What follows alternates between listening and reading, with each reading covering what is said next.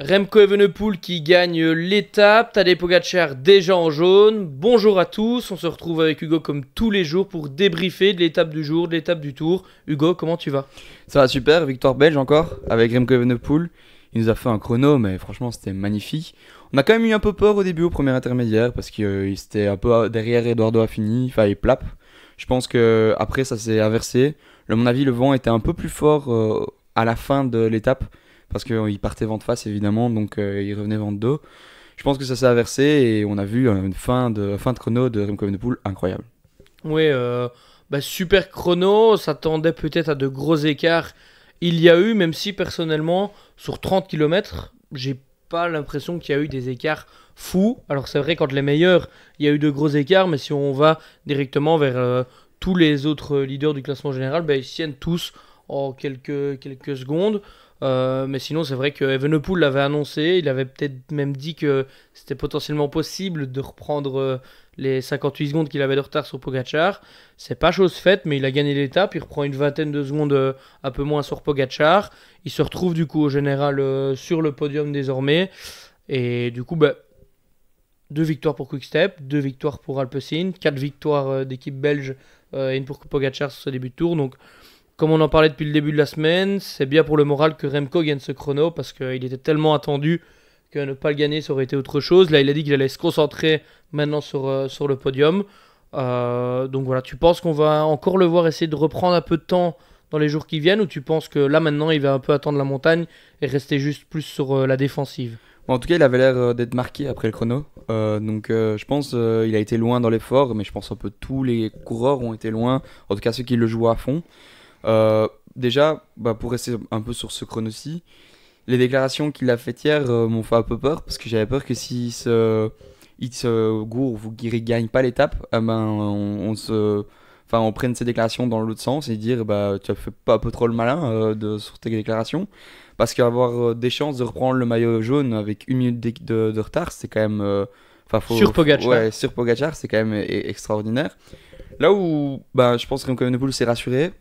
Jonas Vingegaard a perdu énormément de temps et je pense que ça va faire mal chez Visma, mal au moral.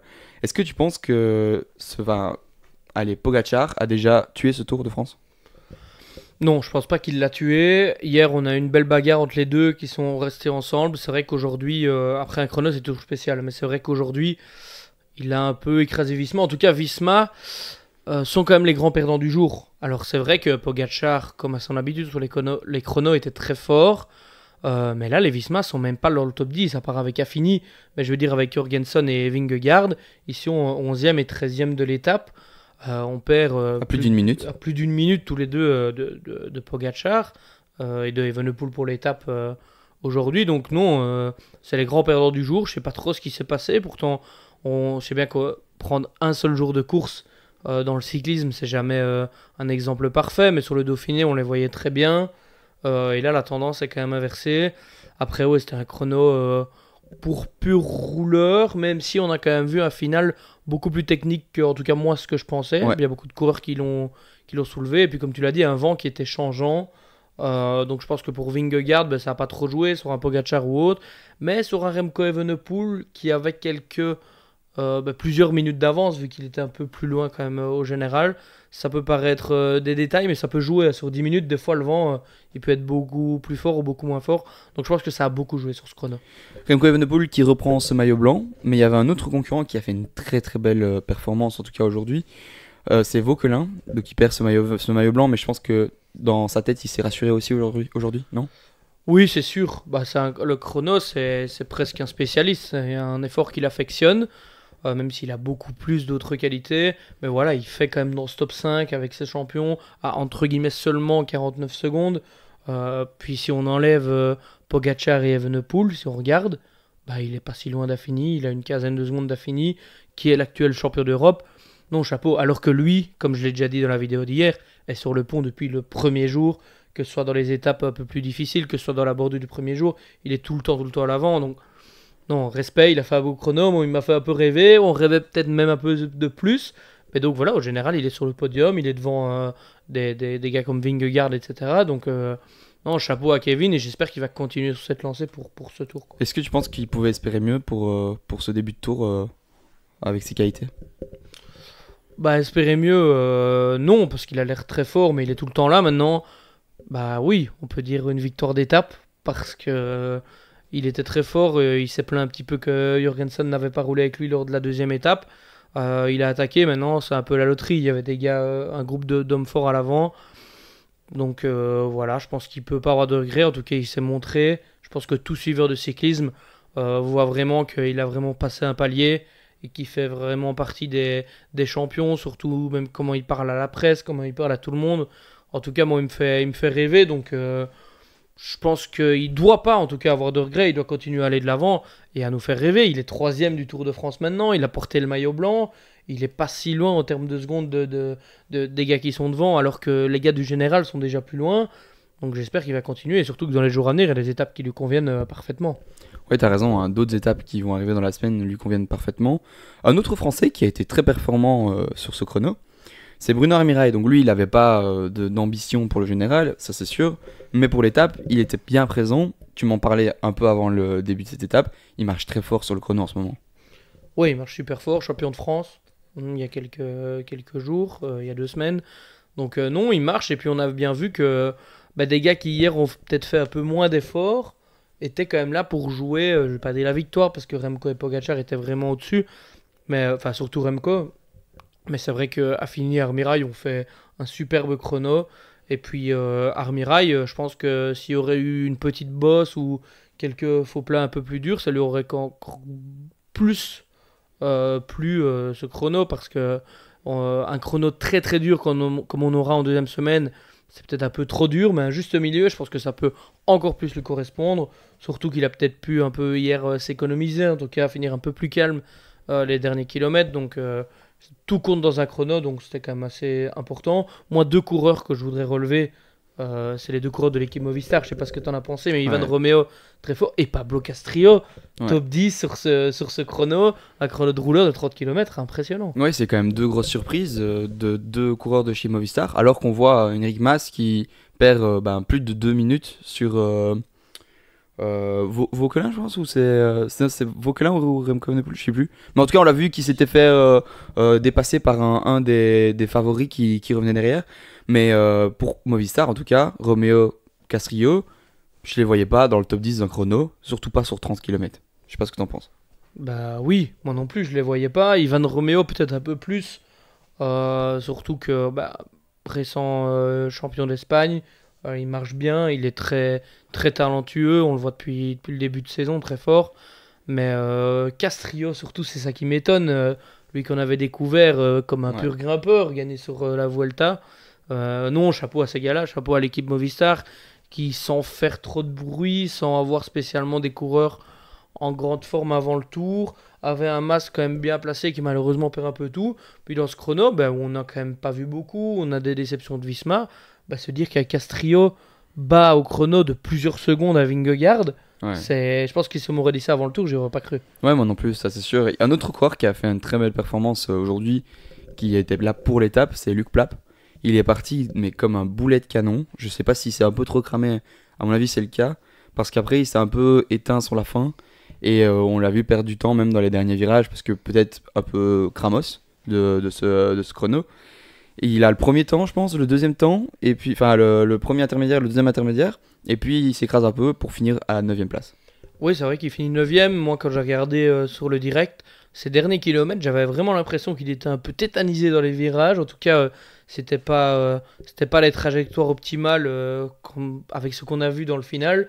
J'ai l'impression qu'il a perdu, j'ai peut-être exagéré, mais 15 secondes ou 10 secondes dans les deux derniers kilomètres, tellement la comparaison, si on prend un Remco Evenepoel ou même un Pogacar, où les trajectoires sont parfaites, où c'est vraiment taillé à l'intérieur du virage, on ressort au maximum de la route où on peut aller, même parfois on fait un petit parce que c'est trop proche des barrières, que ce soit en entrée ou en sortie de virage, et là on le voyait vraiment pas longer les barrières à l'intérieur, avoir encore du jeu avant, redescendre à 30 km/h dans les virages, donc je pense qu'il a perdu beaucoup beaucoup de temps de un dans le final, et puis surtout dans la dernière partie. Mais voilà, c'est un très bon coureur, on sait bien qu'avec lui, soit ça passe très bien, soit ça passe pas. un chrono du tour, un top 10, ça se refuse pas, donc c'est bien. Puis sinon, il y a aussi les gars de Bora qui ont pas fait un mauvais chrono. Lipovic fait sixième de ce chrono, un peu moins d'une minute. Et Roglic qui vient s'intercaler à une seconde, un peu moins que Vingegaard. Mais pour Lipovic, c'est pas trop mal, même si, comme je l'ai dit, hein, entre Lipovic et Vingegaard, bah, ils sont tous en 15 secondes et il n'y a pas tellement d'écart entre eux, mais c'est quand même important pour Bora qu'on avait vu, enfin je veux dire, c'était hésitant leur Ouais. début de tour. Est-ce qu'ils sont dans le top 10 tous les deux du général maintenant? Si tu peux regarder juste pendant que je parle d'un coureur enfin d'un duel plutôt entre encore une fois Visma et UAE. Almeida qui finit devant Jorgensen sur ce chrono à quelques secondes, ça se joue à 3 secondes je pense. Ça montre qu'ils sont quasiment du même niveau. Oui, ben on en parlait déjà encore hier, de savoir lequel des deux était peut-être le plus en forme, vu que Ouais. c'est un peu le lieutenant de luxe des deux superstars. Bah, voilà, la bataille d'aujourd'hui, c'est Almeida qui l'a gagné. Je me réjouis de voir demain et sur la fin du tour. Mais voilà, il n'y a pas trop de secondes. Almeida, on sait pas que ça lui correspond. Je trouve qu'il faut, s'il le fait à fond, enfin, il le fera à fond. Il faudra vraiment se méfier du deuxième chrono, Almeida. Je pense que ça lui correspond, comme à tous les grimpeurs, très bien.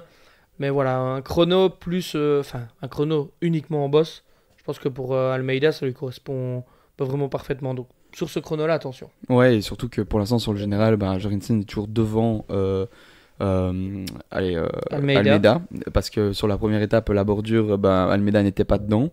Ici, Jorgensen est vraiment pas loin de Vingegaard, à un peu moins de, je pense que c'est 9 secondes qu'il y a entre les deux. Donc c'est quand même, ça montre que cette équipe Visma, bah, Jonas Vingegaard était présent, mais au final, bah, il a quand même pas été au top du top sur ce enfin sur ce chrono, parce que on pouvait s'attendre à plus d'écart entre les deux. Ouais, c'est sûr. Moi, le petit point noir enfin, noir. Il a limité la casse, on savait que c'était pas son point fort. C'est Only qui sort du top Ouais. 10, qui a 2 minutes 30, 2 minutes 40 au classement général.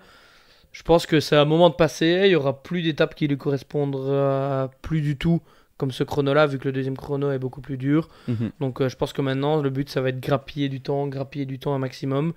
Mais voilà, le point noir, c'est lui qui perd beaucoup de temps. Et le point positif, je dirais, c'est Lipovic qui reprend 6-7 places dans ce classement. Skelmos aussi qui a pas fait un très mauvais chrono, je pense qu'il est pas loin de Vingegaard. Je pense que lui aussi, il est un peu dans la même configuration que Remco Evenepoel. Je trouve qu'il n'y a pas énormément de coureurs pour l'aider autour de lui. Donc il va falloir se débrouiller un peu tout seul pour pouvoir essayer de limiter la casse et essayer de réintégrer ce top 10 où il est dedans, je sais plus, au classement général. Mais sinon, franchement, c'est un bon chrono pour lui parce que bah, c'est peut-être pas il est très bon rouleur, mais c'est pas sa qualité première. Ouais, c'est sûr. Après, comme je dis, hein, c'est facile à dire, mais un chrono n'est pas l'autre, un jour n'est pas l'autre. Je reparle tout le temps encore de ce chrono du Dauphiné, mais ça se trouve, on se base là-dessus, alors que Pogacar, c'était peut-être pas un jour dans lequel il était bien. Et puis le chrono, ben, en fait, le chrono, ça ment pas. On dit que c'est vraiment le curseur de forme. Mhm. Même un gars qui n'est pas spécialement un rouleur, s'il est vraiment très fort, s'il est en forme, il va faire un résultat, ou en tout cas, on va vraiment le voir, parce que l'effort solitaire, ben, ça ment pas. On est tout le temps en prise, surtout sur un chrono comme ça, à part les quelques relances des 2 derniers kilomètres. Ben faut tout le temps pousser. Il n'y a aucun moment de répit, surtout qu'il n'y a presque pas de relance. Donc ceux qui savent pousser des grosses watts pendant longtemps ben, sont évidemment avantagés. À mettre en corrélation avec ça l'aéro, très important, hein, surtout au plus haut niveau. On voit Remco, sa pénétration dans l'air qui est tellement incroyable, ça l'aide beaucoup. Mais après, oui, ça dépend d'un jour à l'autre, vraiment. Et surtout, comme un chrono que tu dis, c'est un chrono d'un tour. Donc, c'est surtout la fraîcheur qui joue aussi là-dedans. Et donc, question, est-ce qu'il faut s'inquiéter pour Jonas Vingegaard? J'ai envie de dire non, parce que son équipe a l'air bien et j'ai vraiment envie de le voir lors de la première étape de montagne. Et surtout de voir comment l'équipe va réagir après cette perte de temps. Lui et Jorgensen sont presque dans le même temps, à plus d'une grosse minute maintenant. Donc comment l'équipe Visma va réagir? Ils avaient réussi à limiter un peu la casse au jeu des bonifs, au jeu des bordures, etc. Et finalement, ben là sur le chrono, là où on avait peut-être un peu le moins peur de perdre du temps, ou du cas d'en perdre beaucoup, ben là ils en reperdent et on est de nouveau dans le même point que l'année passée, c'est-à-dire qu'avant les étapes de montagne, avant là où on sait que Pogacar excelle, ben, Visma a déjà 1 minute 15, 1 minute 30 de retard. Et ça, c'est malheureux. Après, je me réjouis de voir comment ils vont réagir dans les prochains jours. Quand on est à cette place-là, on est quatrième du général, on est, enfin, entre guillemets, on a déjà du temps en moins sur les étapes avant les étapes de montagne. On regarde plutôt vers le haut ou vers le bas? Est-ce qu'on essaye d'aller chercher ce maillot jaune ou est-ce qu'on essaye d'assurer cette deuxième place? On essaie d'aller chercher le maillot jaune. Sans hésitation, on est en début de tour. Vingegaard est déjà vainqueur du Tour de France. Visma a déjà, est une équipe de grand tour et peut-être la deuxième équipe, enfin fait partie, c'est les deux équipes qui jouent ça. Je pense que Vingegaard préférerait gagner le tour et risquer de le perdre et de faire en dehors du top 5 que d'assurer un top 5. Après, c'est que mon avis, c'est peut-être pas, il y a l'avis de l'équipe, il y a l'avis des directeurs sportifs, et puis il y a tous les équipiers qui sont là pour vous, qui sont là pour travailler. Mais je pense que l'équipe, surtout quand on voit sa dynamique de début de tour, devrait prendre des risques pour reprendre du temps dès demain, dès maintenant. Parce que si on attend la deuxième semaine, ce sera, je vais pas dire trop tard, mais là, le terrain de jeu, il y aura que les jambes qui vont jouer. Tandis qu'un petit coup de Trafalgar, tandis qu'une dernière bosse à fond avec des coureurs capables de mettre des relais. Si même on met 2 mètres à Pogacar, ce qui est très difficile, bah voilà, enfin, ou 10 mètres, et s'il y a Van Aert devant et que c'est que 10 secondes à l'arrivée, ben c'est 10 secondes à l'arrivée. Donc je pense qu'il ferait vraiment bien de tenter. Moi, je suis d'accord avec toi à 100%, mais on peut aussi se poser la question. Alors, je connais la réponse, mais Jonas Vingegaard, Tadej Pogacar a les 3 maillots, donc que ce soit maillot jaune, maillot à pois, maillot vert. Alors, le maillot vert, c'est pas sûr qu'il le gardera encore longtemps, même si demain, pourquoi pas encore reprendre des points. Est-ce qu'un Jonas Vingegaard peut avoir un deuxième objectif pour se dire, bah, je peux aussi gagner autre chose que le Tour de France? Encore une fois, je pense pas. Après, ça, je te le dirai, dans la deuxième et troisième semaine, il y a beaucoup de points à prendre. Si Vingegaard prend encore un deuxième coup de massue, qui perd beaucoup de temps, qui se retrouve à 12 minutes, on ne le laissera jamais partir. Donc là, c'est peut-être le moment de jouer à autre chose, ou alors que l'équipe le laisse un petit peu plus libre et joue pour Jurgensen. Mais non, je pense que tant qu'il sera encore dans le jeu, tant qu'il sera encore dans le général, il va se concentrer uniquement et à 100% sur le maillot jaune.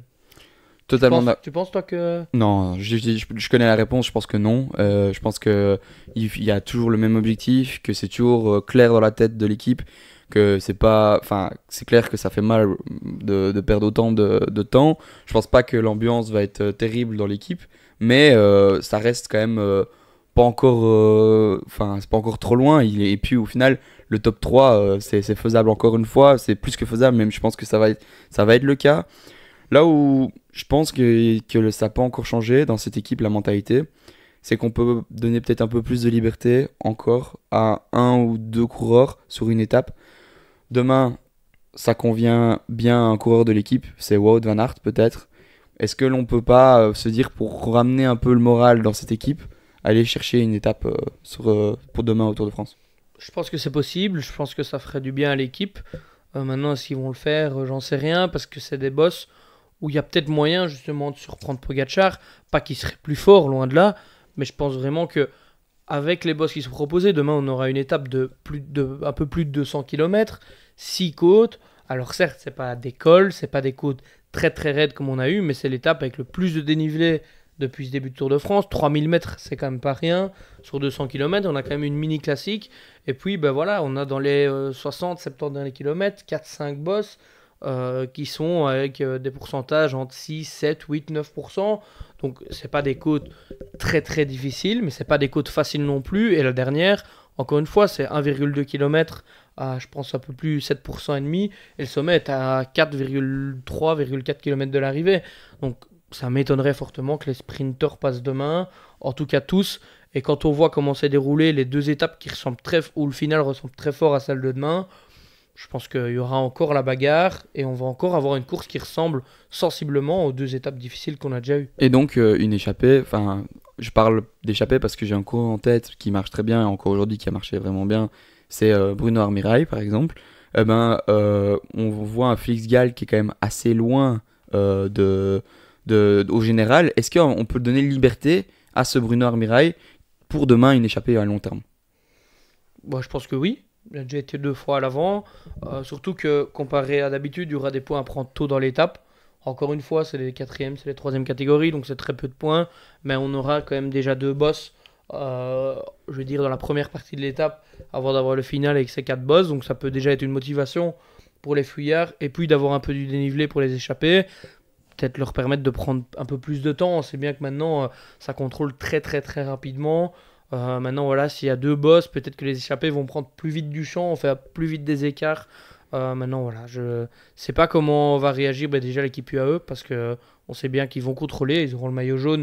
Et ça m'étonnerait pas que Pogacar ait envie d'encore gagner demain. Donc, non, je pense que Alpecin avec Van Der Poel et UAE ont tous deux, je pense, envie et besoin pour le bon, pour la logique en fait, tout simplement, de contrôler une potentielle échappée et pour arriver avec les meilleurs pour les 2-3 dernières bosses. Et puis un potentiel maillot vert aussi à la clé pour Mathieu Van Der Poel.